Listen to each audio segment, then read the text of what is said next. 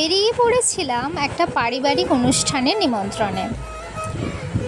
আর অনুষ্ঠানটা ছিল আমাদের পুরোপুরি আত্মীয়র মধ্যেই, একটা ছোট্ট বাচ্চা মেয়ের জন্মদিনের উপলক্ষে। আর সব থেকে মেন জিনিস হচ্ছে ওখানে গিয়ে আমার সাথে সব মাসিদের দেখা হবে, কারণ একসঙ্গে সব মাসিদের সাথে আমার কখনোই দেখা হয়ে ওঠে না। সে আমার দিদির বিয়ের সময় হয়েছিল একটা, যখন বাড়িতে আমাদের একটা অনুষ্ঠান হয়েছিল, তারপরে একদমই আমারও টাইম হয় না যাওয়ার। তো দেন বাচ্চা মেয়েটাকে আমরা ওর জন্মদিনের উপহার দিলাম এবং তারপরে সবাই মিলে একদম গল্প করতে বসলাম। ঠিক আছে, সাথে ছিল ঠান্ডা ঠান্ডা ঘোল আর চিকেন পকোড়া।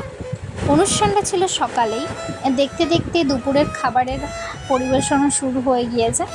আর এই যে আমাদের ন্যান্তা বুড়ি দুটো অ্যান্টেনা লাগিয়ে এসছে, আমার সুন্দরী দিদি এবং আমার মা, জেঠিমা, ভাই, আমি সবাই ছিলাম আমরা ওখানে। দেন আমরাও দুপুরের মেন কোর্সে বসে গেলাম খেতে।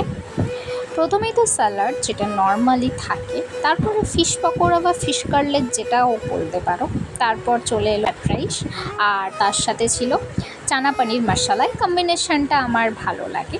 দেন ছিল ঝুরঝুরে আলু ভাজা, যেটা অলমোস্ট আমার ফেভারিট, আর তার সাথে ছিল ভাত, ডাল আর একটা সবজি।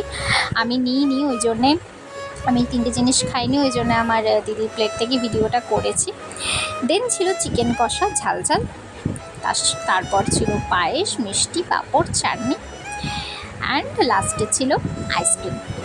এই সত্যি প্রত্যেকটা খাবারই খুব সুন্দর ছিল, আর সত্যি বলতে খুবই মজা করেছি, খুবই আনন্দ করেছি। একটা জাস্ট জমজমাটি আড্ডা বসেছিল ওখানে, এই আড্ডাটা আবার কোনো একদিন বসবে।